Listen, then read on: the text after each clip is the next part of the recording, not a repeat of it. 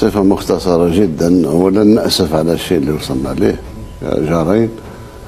ثانيا الإنسان يستخلص العبرة في 60 سنة استقلال، الحدود مغلوقة منذ 43 سنة، فيه أكثر من دلالة وأكثر من جواب على السؤال تاعك.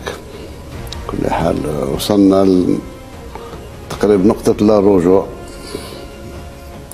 وإحنا الموقف تاعنا رانا في ردة فعل، لن نكون يوما ما البديئين بأي شيء.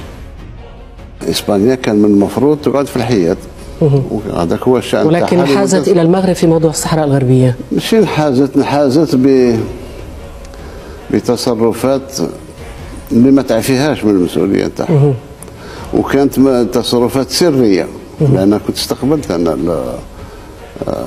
الرئيس سانشيز شهر قبل ولا شهر ونصف، تحدثنا في كثير من المواضيع لنا علاقة